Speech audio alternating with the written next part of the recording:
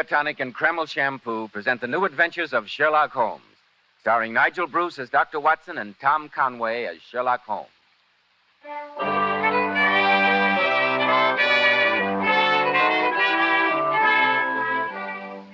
Now, once again, it's time to keep that weekly appointment with our good friend and host, Dr. Watson. Good evening, Dr. Watson. Good evening, Mr. Bell. As usual, you're punctual to the minute. Draw up your chair and make yourself comfortable. Thank you. That's it. I see that you have the old black tin dispatch box out again, Dr. Watson. I deduced that you were going over your notes on tonight's case. Elementary, my dear boy. And among the records, I came across some notes of cases that I'd almost forgotten. The shocking death of Crosby, the banker, the Addleton tragedy, and some data on the unusual contents of the ancient British barrow. Those stories sound pretty intriguing, Dr. Watson. I shall tell them to you some other evening, Mr. Bell. Tonight, I'm going to recount an adventure that took place in the heart of the beautiful English countryside. I call it The Adventure of the Tolling Bell. Well, that story began in the small country village of Carnforth. Holmes had recently brought to a successful conclusion the affair of the Barrow and Furnace wheelchair murders. And we decided that a few days' rest in nearby Carnforth would do us both good before returning to our arduous life in Baker Street. We were staying at a small but comfortable inn. Early on the morning of the third day, I remember, Holmes and I were in our bedroom waiting for those two essentials without which an English country gentleman could not start his day: the early morning cup of tea and a jug of hot water for shaving. As we sat there at the open window, a nearby church bell was tolling a funeral knell. There must be a funeral in the village, Holmes. An astonishing deduction, Watson. There's no need to make fun of me. Depressing sound, isn't it? I suppose so. Has it ever occurred to you, Watson, that the history of bells is full of romantic interest? Well, I can't say that I've thought much about it. Almost every historical event has been accompanied by the sound of bells. They summoned soldiers to arms as well as Christians to church. They sounded the alarm in fire, tumult, and invasion. And many a bloody chapter in history has been rung in and out by bells. Well, you seem to be a mine of information on the subject. Yes, Watson. It's a fascinating subject. Come in, come in. Good morning, my dear. Morning, gentlemen. I brought you tea and your shaving water. Mrs. Mickle said to say your breakfast will be ready in half an hour. Splendid, Mary. Oh, Mary, the church bell is tolling a funeral knell. Do you know who's being buried? That I do, sir. I wish it was me. It'll be my turn soon. Poor little thing. I wonder what's the matter with her. I have no idea. Perhaps her father or mother just died. Or a young man. Yes, I bet that's it. She's a pretty girl. And she'd obviously been crying when she came in. Perhaps that's her fiancé they're burying now. Watson, you have the sentimental imagination of the true storyteller. But we've come here for a holiday. You must give your imagination a rest, too. So drink your tea, remove your whiskers, and we'll go downstairs and investigate those kippers.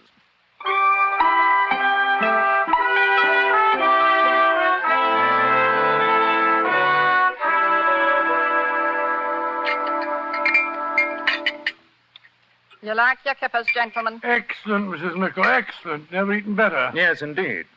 By the way, Mrs. Mickle, we heard the funeral bell tolling earlier on. Do you know who was being buried? That I do.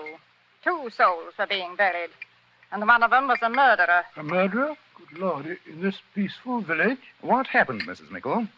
'Twere old Threadgold, the corn merchant. Found out his wife had been gallivanting around with a young fellow from Bolton. Cut her throat, he did, and then hanged himself. More tea. Thank you. Oh, shocking. So the peaceful countryside is not as peaceful as it's made out to be, Holmes. A fact that I've frequently had occasion to point out to you, Watson. Has the Morning Post arrived yet, Mrs. Mickle? Here comes old Gilne up the path with it now. I'll see if he's got anything for you. A murder, eh? What do you make of it, Holmes? What is there to make of it, Watson? A jealous husband murders a faithless wife and then commits suicide. A tragic story, but a simple one. Top of the morning to you, gentlemen. Good morning, Gilne. Any letters for me today? Oh, Mr. Holmes, 2 letters. One of them's got some newspaper clippings in it, I think. And you've got a postcard from a Mr. Lestrade. He wants you back in London bad, Mr. Holmes. Here you are. Upon my soul, Gilne, you've been reading Mr. Holmes's private correspondence. Bless your heart, Dr. Watson. If I didn't read other people's correspondence, how would I know what's going on in the village? You were right, Gilne. It is newspaper clippings. By the way, you heard about the murder of Mrs. Treadgold, I suppose? Heard about it. I told the bell this morning at the funeral. You mean to say that you're the bell ringer as well as the postman? Bless your heart, yes, Doctor. President of the Choral Society, too, as well as being on the parish council. You're a busy man, Gilne. That I am, sir. Take this afternoon now. I'm to ring those bells again. Not another funeral, surely. No, sir. A wedding this time. Oh, I'm glad to hear it. Young Sam Perrin is marrying the Slater girl. And you might say I'm responsible for bringing them together. Got some of their letters mixed up, I did. They looked each other up to exchange them, and presto, before you know what's happening, they're getting married. Regular Cupid, you might say I am. Be off with you, Gilly. Other people want their letters. Mr. Holmes doesn't want his skippers spoiled with your idle chatter. All right, Mrs. Crabapples and Vinegar. One of these fine days you'll smile, and the world will come to an end. Good day, gentlemen. Talkative old busybody he is. Oh, Mr. Holmes. Mrs. Lackland's in the hall. The poor old lady's most anxious to talk to you. Mrs. Lackland? She has the seamstress shop in the High Street. Her only son ran away from home a few months back. I think that's what she wants to speak to you about. Oh, but my friend's here for a rest, Mrs. Mickle. I told her that, Doctor, but she won't go away without seeing Mr. Holmes. Oh, very well. Ask her to come in, please, Mrs. Mickle. Yes, Mr. Holmes. Oh, why do you bother to see her, Holmes? Sounds like a trivial matter. The disappearance of an only son can never be a trivial matter. Well, I meant trivial for you, not for her. This is Mr. Holmes and Dr. Watson, dear. Thank you, Emmy. Good morning, sir. Good morning. Good morning. Please sit down, Mrs. Lackland. That's it. Now, what's the trouble? It's Tom, sir. My only son. He left me 4 months ago, and I've not seen ear nor eyed of him since. You've had no message from him since he left? Not one word. I'm fair out of my mind, sir. Have you any idea of his reason for leaving the village, Mrs. Lackland? None, sir. He was a good boy, and he worked hard, and he didn't fool around with those flippity-gibbet girls in the village. I think he's met with foul play, gentlemen. And I want you to find out about him for me, Mr. Holmes. I've heard say in the village that you're the greatest detective in England. Mrs. Lackland, I'd be glad to help you, but you give me no clues to work with. I'm afraid If that it's money you want, I got £20 in my postal savings. It's all yours if you can bring my Tommy home to me. Or at least tell me he's safe. Mrs. Lackland, I wouldn't dream of accepting a fee. However, I shall give your problem some thought. If I arrive at any conclusions, I'll get in touch with you at once. God bless you, Mr. Holmes. Good morning to you, sir. A good day. Good morning, Mr. Lackland. Poor old thing. I don't see how you can help her, Holmes. Nor do I, at the moment. But a young man who has grown up in a small village like this may have led a life that his mother is totally unaware of. You said that you had to work on one of your stories today, Watson. Yes, I had a letter from the editor of the Strand magazine yesterday requesting a manuscript as soon as possible. Splendid. Then you stay at the inn and work on your latest masterpiece while I scour the village to see what may be found out about the missing young man.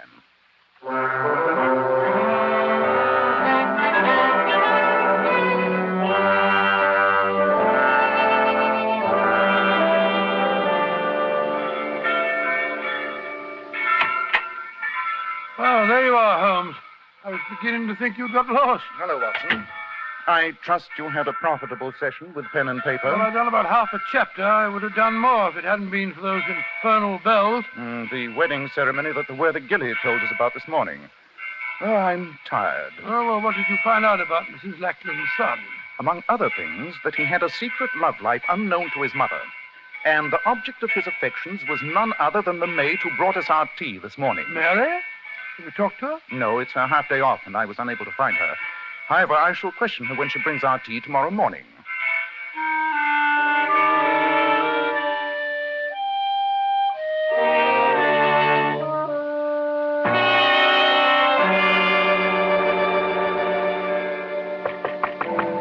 Come in, Mary. Oh, Mrs. Mickle. Good morning, gentlemen. Here's your tea and shaving water. Where's Mary this morning? She didn't come to work. Must be ill again. Unreliable girl. And no better than she ought to be, if you ask me. It's no job for me to be carrying tea and hot water upstairs. I hear the village bell tolling for another funeral. Does Carnforth have a burial every morning? I really don't see how the population can run to it. It's another suicide, sir. Another suicide? Good Lord. Old John Larrabee, the baker. He was expecting some money from his son in Australia. It never came. And they foreclosed on his shop. And he hanged himself. Will you be wanting a couple of boiled eggs to your breakfast, gentlemen? No, I haven't much of an appetite, thank you very much. Yes, sir. That woman seems absolutely heartless. She almost smacks her lips when she tells us about these tragedies. Yes, Watson, I noticed it. This peaceful village is beginning to seem strangely sinister to me. And since you have no appetite for breakfast, perhaps you'll join me in a little excursion as soon as you're dressed. Of course. Where are we going? To see the maid, Mary. I'm anxious to talk to her before another funeral bell begins to toll.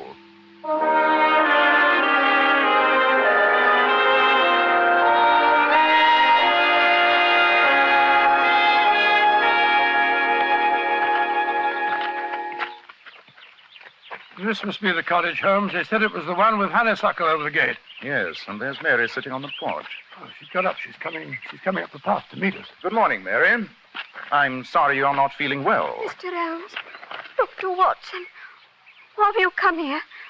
Not to ask about my health. Why should a servant girl matter to gentlemen like you? Oh, you must judge us, my dear. I assure you that No, Watson. Let's be honest and admit we didn't come here because of our concern for Mary's health. Then why did you come here, sir? Mrs. Lackland asked me to try and find her son, Tom. Tom? Yes, Tom Lackland. I thought you might be able to help me, Mary. If I could help you, Mr. Holmes, I'd be helping myself, too. Here come Gilne, the postman. Gilne, is there a letter for me today? No, lass. There's nothing for you again. There must be, Gilne. There must be there. No, lass. If the letter would come, I'd bring it to you as fast as my legs would carry me. You know that. Oh. Morning, Mr. Holmes. Dr. Watson. Left some letters at the inn for you, Doctor. You had a letter from a lady. Oh, how do you know it was from a lady? Reeked with the smell of violets, it did. And it was written in green ink on grey paper, sir. Amazing deduction. That sounds like your young friend from Daly's, Watson. Oh, how did you know about... Well, I don't have a young friend from Daly's, Watson. Quite. Gilly, you told another funeral bell today, didn't you? Aye, sir. And a tragic thing it was. Fate, you might call it. Old Larrabee hanged himself because he didn't get money from his son in Australia. I found him, I did. I was the one to cut him down. And right in the post bag was the letter he was waiting for. The letter that had saved his life. Great Scott, what a ghastly piece of irony. That it was, sir. That it was. Well, gentlemen, I'll be on my way. Good day. Good day, Mary. Perhaps that letter will arrive tomorrow. No. I'll never hear from Tom, never. He's ashamed of me. That's why he deserted me. Deserted you, Mary? You speak almost as if you were his wife. I am his wife. What? We were married secretly in Rochdale 5 months ago, come Tuesday. And he never told his mother? He was afraid to. She thought I was beneath him. Tom said he'd go away and get a good job and then return here and fetch me back with him. He went away all right. But he never came back or sent me word. When he left, did he give no clue as to his destination? No hint of any kind, Mary? Well, he did once say, Mary, I'm going to clear out to this puddle and make my fortune, even if I have to bury it. And then he said, bury me fortune. Huh. That's a joke, isn't it? But I didn't know what he meant by it. I think I do, Mary. Watson, we're taking a short train journey as soon as possible. Oh, where are we going, may I ask? We're going to the town of Bury in search of this young lady's husband. What makes you think Tom might be in Bury, Mr. Holmes? Because the famous Fortune cotton mills are in Bury. It would seem possible that when your husband joked of burying his fortune, he was talking of going to the mills there. Wherever he's gone, he won't be coming back for me.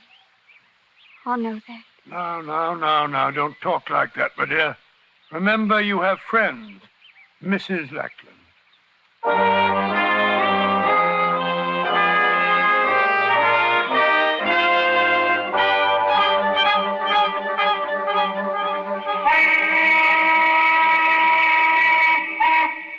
How much longer is Holmes going to be Leaves me standing outside the factory gates as if I were a blasted coachman. Oh, there he is. Holmes! Holmes! Hello, Watson. Permit me to introduce you to Mr. Tom Lackland.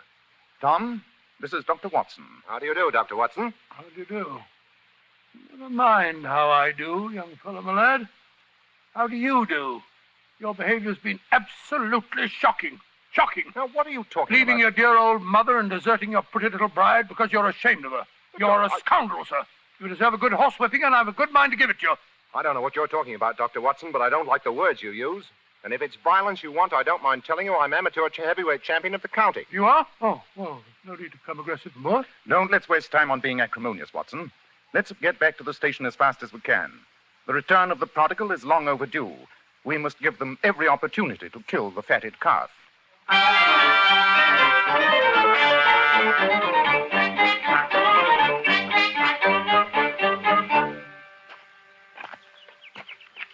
Hi, there's Mary's house.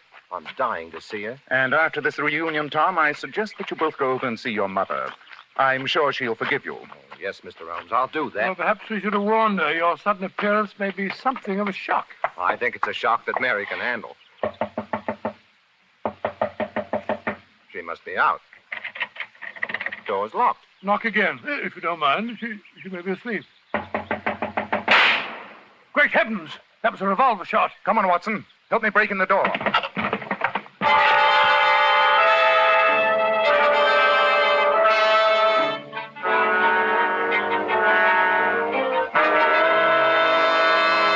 Now, Dr. Watson, that was a fine place to break off your story. You left me right on the edge of a cliff. Had the young girl shot herself? She'd shot at herself, Mr. Bell. But fortunately, a last-minute lack of courage had made her shot go wild. Holmes and I and the young bridegroom burst into the house and wrested the smoking revolver from her hand. I must confess that the union between the two young lovers was a touching sight. In fact, I felt considerably older than I was as Holmes and I stood there listening to Tom, reassuring her. Mary, darling, it's all right. I'm here. Tom, you are. You did come back for me. I thought you never would. I tried to kill myself, but I hadn't the courage. Oh, there, Mary. Everything's going to be all right now. It will be, Tom, won't it? I'm so tired. And now, Tom, I think the time has come to reassure Mary that you did write to her. Oh, of course I did, Mary, darling, and I sent you money and told you that I'd be back here to take you to Bury as soon as I'd saved up enough. You wrote to me, Tom? Twice a week. And I wrote to Mother, too. Then why didn't I get the letters? The answer to that should be obvious, my dear. Gilne, the postman, deliberately withheld them from you. Gilne? Great heavens. Why? I have my suspicions, strong suspicions, but I have to get proof. Tell me, Mary, the day before yesterday, Mr. Treadgold murdered his wife. Do you know how he learned of her infidelity? Well, I'm not sure, but I did hear Mrs. Mickle say that it was through some letters that got mixed up. The letters addressed to her were delivered to his office instead of at the house. Gilly again. Precisely. Surely the whole terrible pattern begins to take shape. Tom. Yes, Mr. Holmes? I'm going to lay a trap. To spring it, I shall need your assistance. Of course, Mr. Holmes. I'll do anything. Wait here with Mary until darkness falls. Then muffle yourselves up and go to your mother's house. Wait there in hiding and let no outsiders see you until you hear from me. Since you two lovebirds have been separated for 4 months, I don't imagine that'll be too unpleasant. Quiet, Watson. You understand, Tom? Yes, Mr. Holmes. Good. Then come on, Watson. What's your plan, Holmes? I'll tell you as we go. One thing I can promise you. Before the sun is very high tomorrow, I shall free this village from one of the most subtly evil powers I've ever come in contact with.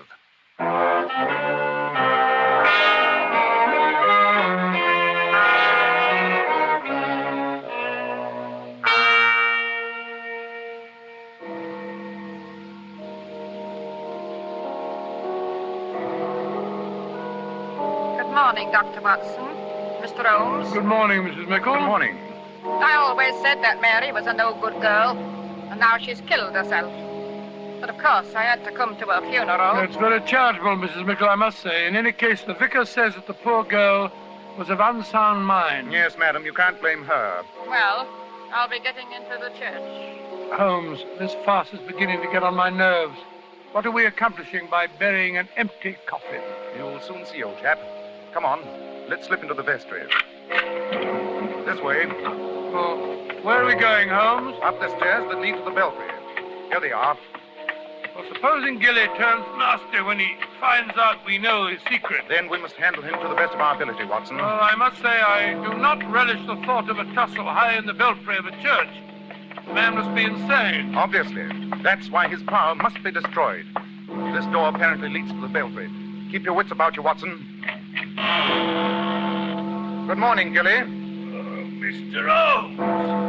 Dr. Watson! You've come to see me at work. That's nice of you.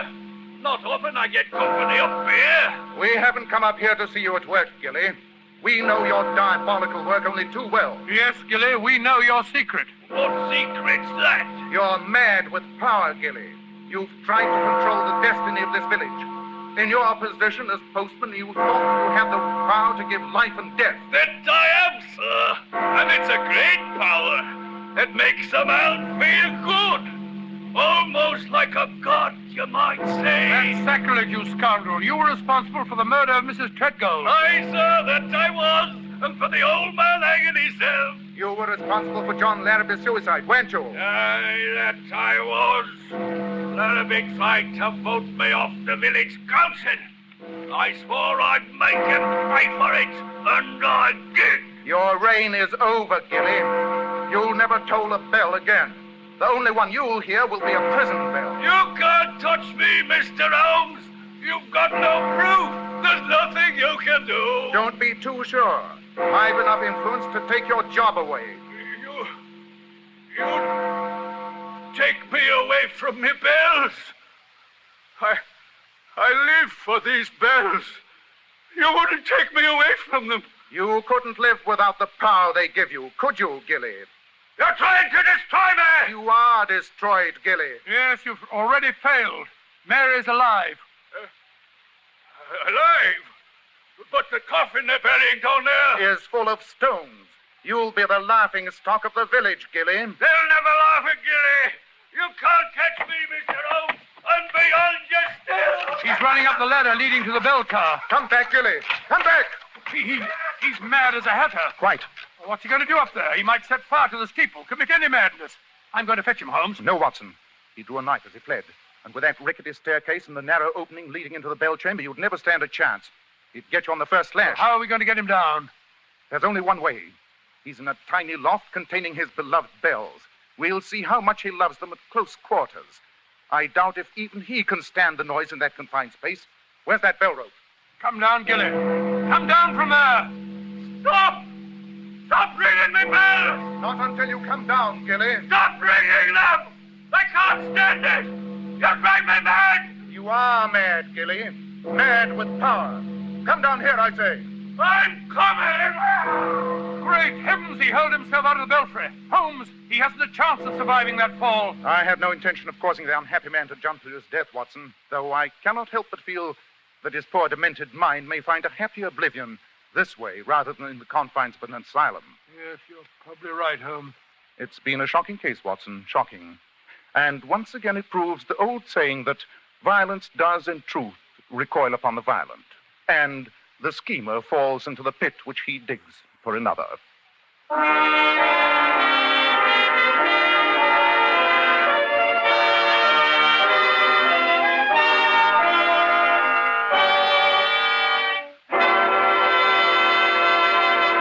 Now, Dr. Watson, what about next week?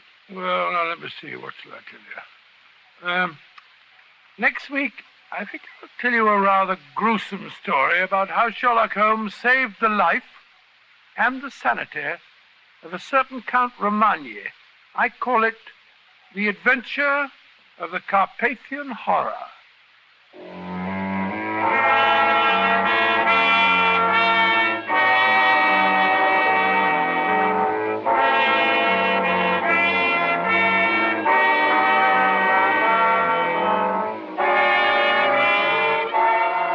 Tonight's new Sherlock Holmes adventure was suggested by an incident in Sir Arthur Conan Doyle's story, The Golden Pince-Nez.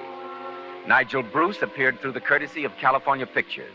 Tom Conway by permission of Eagle Lion Pictures. The Sherlock Holmes series is produced by Tom McKnight with original music composed and conducted by Alex Steinert. This is Joseph Bell speaking for Kreml Hair Tonic and Kreml Shampoo, and inviting you to be with us next week at this same time, when Dr. Watson will tell us the adventure of the Carpathian Horror.